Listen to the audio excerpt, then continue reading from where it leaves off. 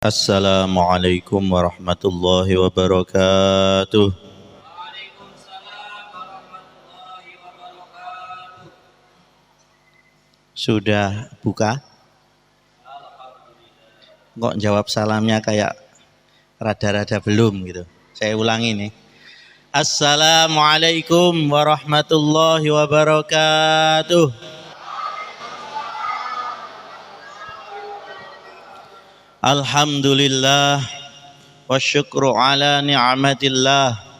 Allahumma salli wa sallim ala sayyidina Muhammad ibn Abdullah wa ala alihi wa ashabihi wa mawalah. Amma ba'dah. Masyayikhuna al-a'izzah wa ulama'inal kiram, seluruh jajaran pengurus, jajaran imam beserta seluruh jamaah Masjid Al-Huda yang saya muliakan dan yang saya hormati, al-iktifa wal ikhtisar.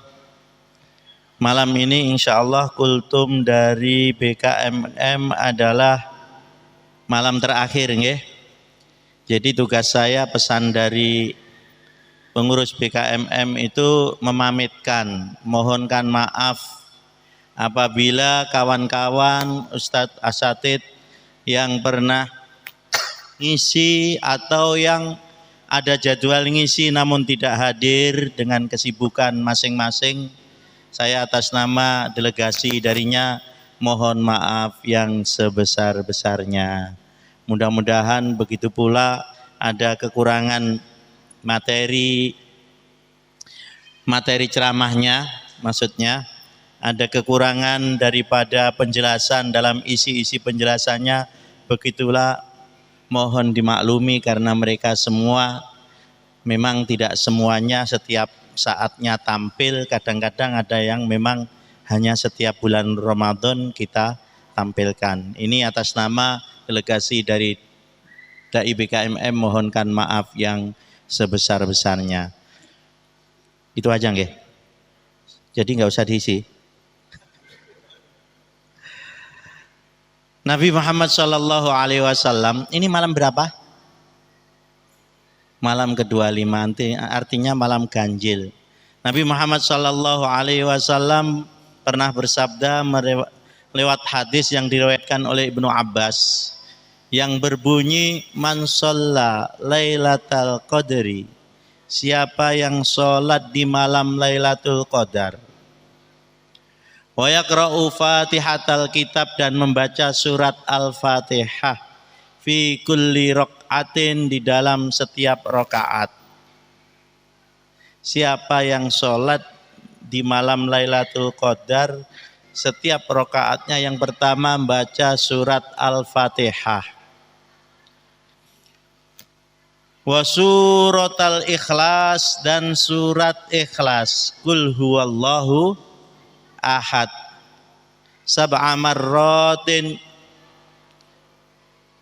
7 kali, Fatihahnya 1 kali, surat Ikhlasnya 7 kali, fi kulli raqatin, di dalam setiap rakaat. Jadi rakaat pertama ini sudah diterangkan belum dengan ustadz yang lain ini? Ini jangan-jangan itu lagi yang terangkan gitu. Sudah. Rakaat pertama yang dibaca surat Fatihah 1 kali, kemudian surat Ikhlas 7 kali. Rakaat kedua sama saja, surat Fatihah 1 kali, kemudian Qul huwallahu ahad 7 kali. Wa ba'das salam, dan kemudian setelah selesai salam, yaqra'u, membaca astaghfirullahaladzim wa atubu ilaih, astaghfirullahaladzim wa atubu ilaih, astaghfirullahaladzim wa atubu ilaih, sab'ina marrah, 70 kali. Hafal nggih? Rakaat pertama Fatihah, kemudian surat Ikhlas 7 kali. Rakaat kedua sama, Al-Fatihah, kemudian surat Ikhlas 7 kali, dan kemudian setelah salam, berarti selesai sholatnya, baca astaghfirullahaladzim wa atubu ilaih Ya Allah, kami mohon ampun dan kami bertaubat. Kalau kita terjemahkan secara harfiah.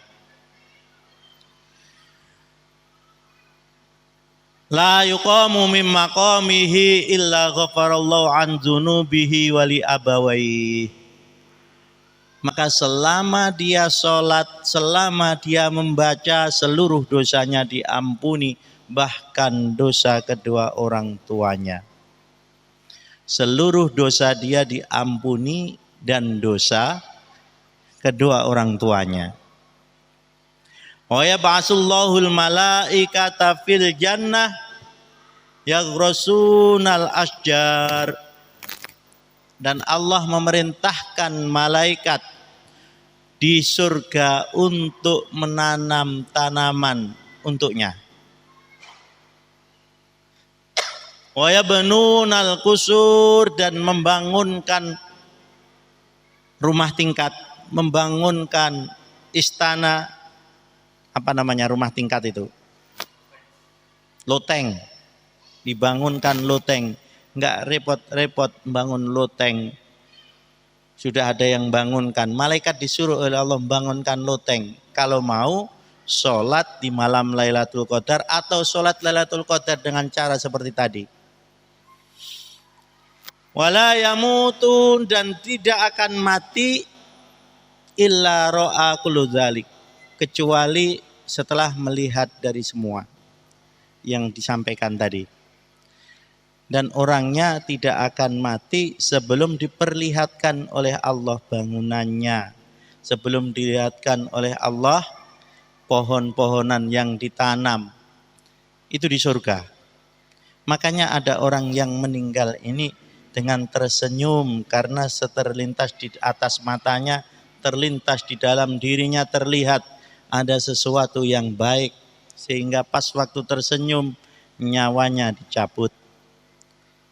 Sehingga pada waktu tanpa roh dia tersenyum dan terus tersenyum.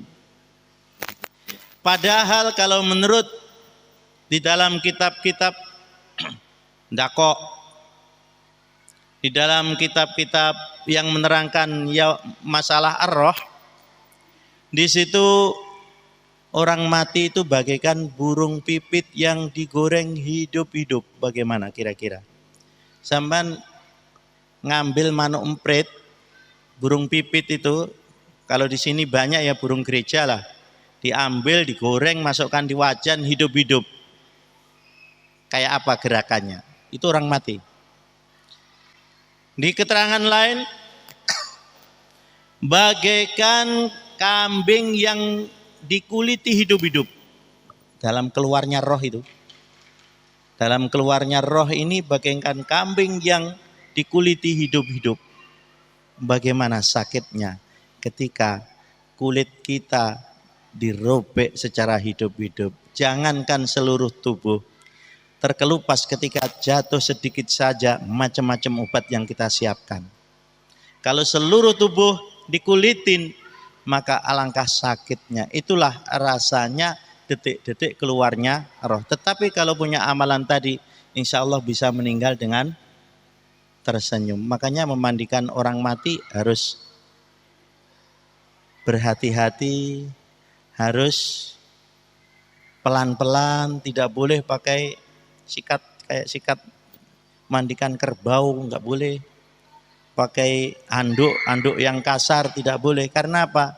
Dibayangkan bagaikan kulit yang terkelupas. Sedikit disentuh saja sakitnya bukan main. Di dalam kitab-kitab fikih diterangkan kalau mandikan orang mati, pertama menyiram harus ditutup dengan kain tipis supaya dia tidak langsung terkena air. Jadi ada lapisannya. Kalau langsung terkena air, bayangkan waktu kita terkelupas sedikit terkena air, sakitnya bukan main, pedih. Begitu pula orang yang mati. Sehingga harus ditutup dengan kain yang tipis, dimandikan dulu dengan teori-teori yang diterangkan secara detail di dalam kitab-kitab fikih. Yang mau saya terangkan, itu semua tidak akan terasa ketika hal-hal yang tadi kami sebutkan itu diperlihatkan menjelang kematiannya. Mudah-mudahan kita semua dalam husnul khotimah bisa bertemu dengan malam Lailatul Qadar dengan penuh kegembiraan, penuh dengan fadilah dan mendapatkan daripada anugerah Allah Subhanahu wa taala. Kurang dan lebihnya mohon maaf. Allahumma fiq ila aqwamit thoriq. Assalamualaikum warahmatullahi wabarakatuh.